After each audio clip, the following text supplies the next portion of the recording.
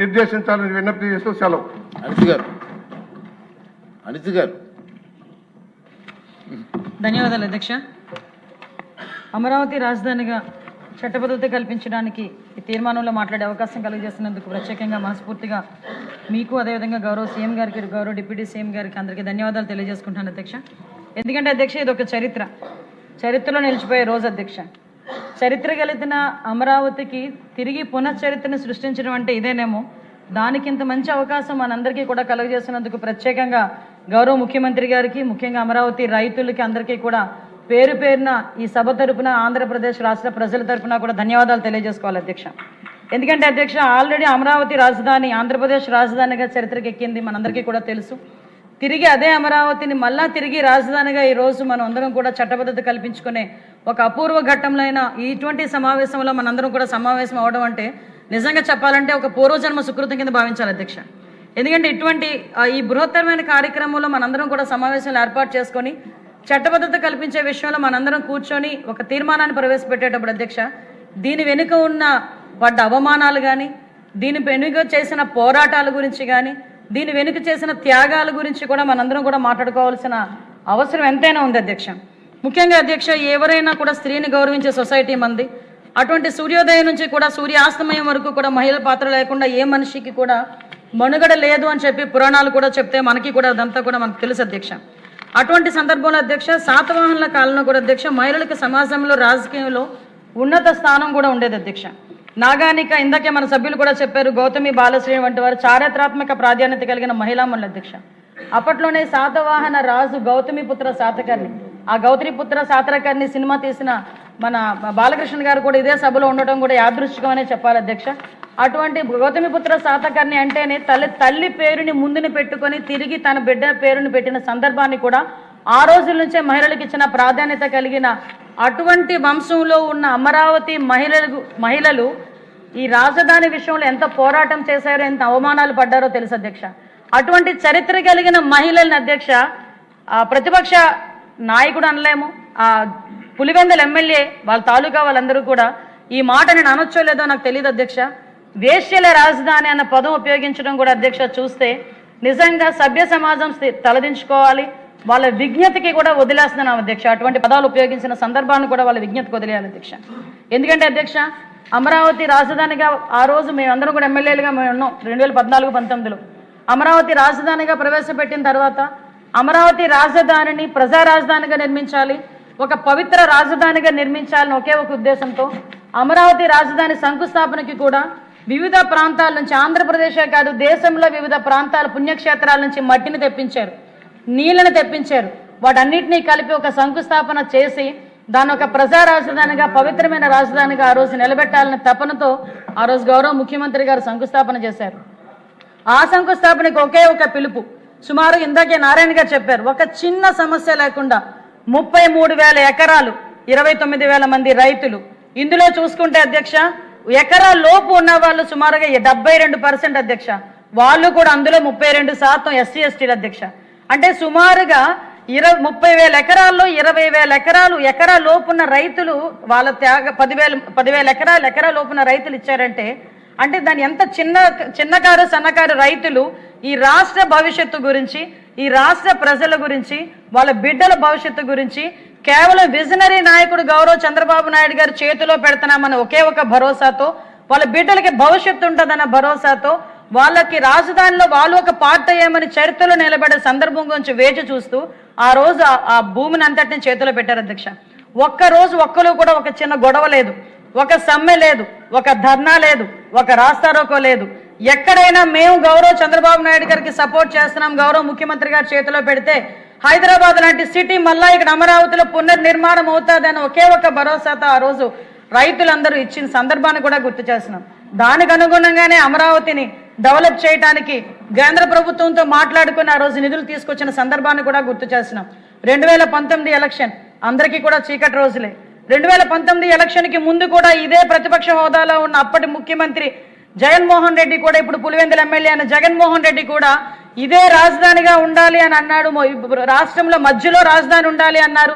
అదేవిధంగా దీనికి ఇక్కడే నేను ఇల్లు కట్టుకుంటున్నాను, కేంద్ర ప్రభుత్వం సహాయం చేసినా చేయకపోయినా నేను అమరావతి నిర్మిస్తానంటే ఆ కళ్ళబొల్లి మాటలు నమ్మిన చాలా మంది ప్రజలు అతనికి ఓటేసి గెలిపించిన మరుక్షణం ఏదో అంటారు కదా, రెండో సైడ్ ఉంటుందని చెప్పి రాక్షసుడు రెండో వైపు చూపిస్తాడు అన్నట్టుగా ఆ రోజు అది రెండో వైపు చూపించి 2019 డిసెంబర్ 18వ తారీఖు అతను చేసిన ప్రకటన అధ్యక్ష, ఒక్కసారిగా రాష్ట్ర ప్రజలతో పాటు అమరావతి రైతులు కూడా ఉలిక్కిపడే పరిస్థితి అధ్యక్ష. ఎందుకంటే ఒక రోజు వ్యవసాయం చేసుకుంటేనే కానీ పూట గడవని పరిస్థితిలో ఉన్న ఆ రైతాంగం ఎంతో కష్టపడి నమ్మకంతో ఆ రోజు రాజధానికి ఇస్తే ఈ రోజు రాజధాని ఒకటి కాదు 3 రాజధానులు అని చెప్పి దీన్ని నిర్వీర్యం చేసే పరిస్థితి వస్తే ఆ రోజు రాత్రి నుంచి కూడా మొదలుపెట్టిన పోరాటం అధ్యక్ష సుమారుగా 1631 రోజులు సాగిందంటే స్వతంత్ర ఉద్యమం తర్వాత ఇంత పెద్ద ఉద్యమం జరిగింది కేవలం అమరావతి ఉద్యమం ఒకటే అధ్యక్ష. అది కూడా అధ్యక్ష మహిళల చేత నిర్వహించబడిన అంతమంది వేలాది మంది మహిళలు 1631 రోజులు కూడా రోడ్ల మీదకి వచ్చి ఆ ఉద్యమంలో పాల్గొన్న మహిళలను చూస్తే అధ్యక్ష నిజంగా కడుపు తరుక్కుపోద్ది అధ్యక్ష. చంటి బిడ్డను ఎత్తుకుని ఒక ఆమె వచ్చింది, కడుపుతో గర్భిణిగా ఒక 9 నెలల గర్భిణిగా వచ్చి ఒక ఆమె వచ్చి ఉద్యమంలో కూర్చుంది, చంటి బిడ్డను ఎత్తుకుని బాలింతరాలు వచ్చి ఒక ఉద్యమంలో కూర్చుంది, ఆఖరికి ఒక ముసలి అవ్వ మోకాలు నొప్పులున్నా ఇటువంటి ఆరోగ్య సమస్యలున్నా ఈ బిడ్డల భవిష్యత్తు గురించి నేను ఉద్యమం చేస్తానని చెప్పి ఉద్యమంలో కూర్చుంది. అదేవిధంగా అధ్యక్ష చాలా మంది గృహిణులు ఇంట్లో పిల్లల్ని భర్తని వదిలిపెట్టి రోడ్ల మీదకి వచ్చి 1631 రోజులు మా బిడ్డల భవిష్యత్తు గురించి ఈ దేశ భవిష్యత్తు గురించి మేము పోరాటం చేస్తున్నామని 1631 రోజులు చేశారంటే దాని ఫలితం అధ్యక్ష ఈ రోజు మనం పెట్టుకోబోయే తీర్మానం అని చెప్పి నేను చెప్తున్నాను అధ్యక్ష. ఎందుకంటే అధ్యక్ష నిజంగా చెప్పాలంటే అమరావతి ఈ రోజు మనం సాధించుకోగలిగాము, దీనికి చట్టబద్ధత కల్పించుకుంటున్నాము అంటే ఆ మహిళలు చేసిన త్యాగం, ఆ మహిళలు చేసిన పోరాటం కింద మనం డెఫినెట్గా చూసుకోవాలి అధ్యక్ష. ఆ మహిళలు పోరాటం చేస్తారు అధ్యక్ష, నిజంగా ఒక్కొక్కసారి చాలా బాధ అనిపిస్తుంది. ఆ సందర్భంలో నేను కూడా ఆ మహిళ రాజధాని రైతులు చేస్తున్న ఉద్యమంలో ఒక మహిళా తెలుగుదేశం పార్టీ మహిళా అధ్యక్షురాలిగా నేను కూడా పాల్పంచుకున్న సందర్భాలు ఉన్నాయి అధ్యక్ష. ఆ రోజు ఏదైతే తీర్మానం పెట్టారో ఆ రోజు గౌరవ ముఖ్యమంత్రి గారికి జరిగిన అవమానాన్ని కూడా ఇందాక అచ్చెన్నాయుడు గారు కూడా మనకు చెప్పారు అధ్యక్ష. ఆ రోజు ఎప్పుడూ లేని మెట్ల మీద అసెంబ్లీ మెట్ల మీద కూర్చున్న సందర్భం దగ్గర నుంచి ఆ రోజు అక్కడి నుంచి బయటకు వచ్చి ఒక ఎందుకు పనికిరాని ఒక పాత బస్సులో తిప్పి నడి రోడ్డు మీద వదిలేసిన సందర్భం నుంచి ఆ రోజు గ్యాలరీలో కూర్చున్న సందర్భం వరకు కూడా ఒక్కసారి గుర్తు చేసుకోవాలి అధ్యక్ష. ఎందుకు ఈ రోజు మహిళా రైతులు చేసిన ఉద్యమం గురించి మాట్లాడాలంటే ఇది రికార్డులోకి రావాలి. ఎందుకంటే ఇది ఒక చరిత్ర. రేపొద్దున భావి తరాలు కూడా అమరావతి ఎలా మనం తిరిగి పునర్నిర్మించుకున్నామంటే ఒక్కసారి పుస్తకాలు తీస్తే ఆ మహిళా రైతులు చేసిన త్యాగాలు కూడా గుర్తుపెట్టుకోవాలి అధ్యక్ష. ఇదే మహిళా రైతులు ధర్నాలు చేస్తూ ఉంటే పోలీసుల చేత ఇష్టానుసారంగా కొట్టించడం, జుత్తు పట్టుకొని ఈడ్చుకెళ్లారు అధ్యక్ష మహిళల్ని. కనీసం మహిళని కూడా చూడకుండా జుత్తు పట్టుకొని ఈడ్చుకుని వెళ్ళారు. ఎవరైనా మహిళలు ధర్నా చేసి ధర్నా చేయొద్దని చెప్పినా కూడా అక్కడే కూర్చుంటే బూటి కాలుతో కడుపులో తన పరిస్థితి కూడా అధ్యక్ష. ఆఖరికి ఎందుకంటే ఎవరైనా జన్మస్థానం మన మనిషి జన్మస్థానం అదే ఉదరం, అటువంటి పొట్టల మీద కూడా కడుపు మీద కూడా బూటి కాలుతో తన్ని ఈడ్చుకొని వెళ్ళి ఆ బస్సుల్లోనే ఆ లారీల్లోనే ఎక్కించి అరెస్ట్ చేసిన సందర్భాలు. ఈ రోజు మాకు ఎక్కడా కూడా న్యాయం జరగకపోతే దేవుణ్ణి మొక్కుకుంటామంటే ఆ మహిళా రైతులందరూ కూడా కనకదుర్గం అమ్మవారి టెంపుల్ దగ్గరికి పాదయాత్ర చేస్తే ఎంత దారుణంగా వాళ్ళందరూ హింసించారో మనందరం కూడా కళ్ళతో చూసాం అధ్యక్ష.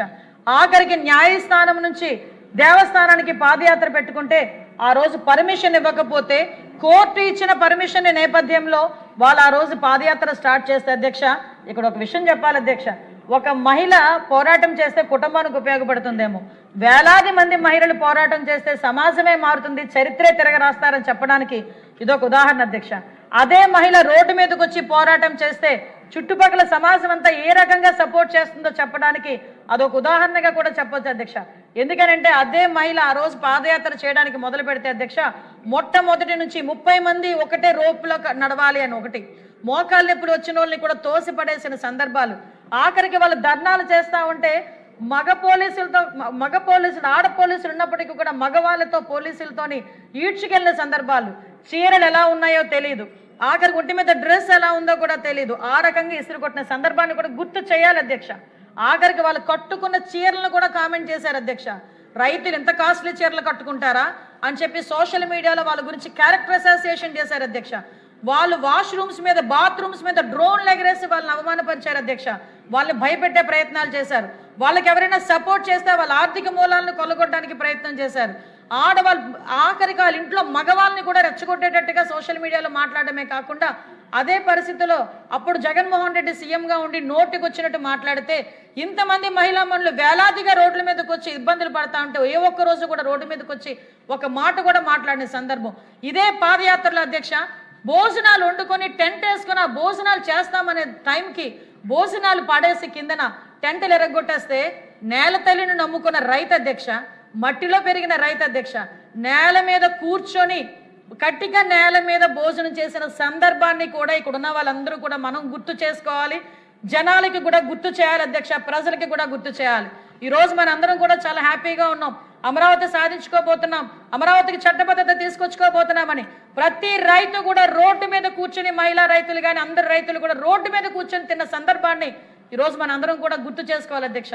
అక్కడ జరిగిన అవమానాలు, కనీసం మహిళలకి వాష్రూమ్స్ కూడా అధ్యక్ష, ఇవి కొంచెం వినాలి అధ్యక్ష, ఎందుకంటే ఇవన్నీ రికార్డులోకి వెళ్ళాలి, రికార్డులోకి వెళ్ళాలి అధ్యక్ష. ఎందుకంటే ఇలాంటి సందర్భాల నుంచి మనం ఆ రోజు అమరావతిని మనం సాధించుకునే పరిస్థితి అధ్యక్ష.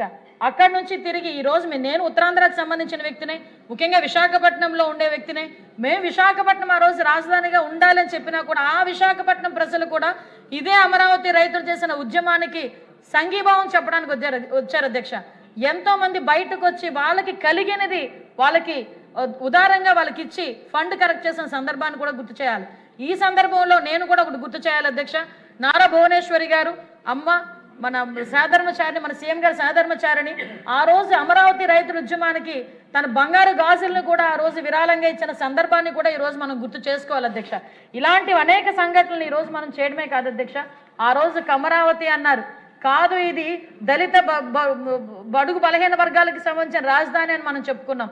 ఈ రోజు ఈ రాజధానికి కనుక చట్టబద్ధత కలిగితే అధ్యక్ష, రేపు పొద్దున్న అంటే ఒక పరిశ్రమలు వస్తాయి, ఒక ఉద్యోగ అవకాశాలు వస్తాయి, పెట్టుబడులు వస్తాయి.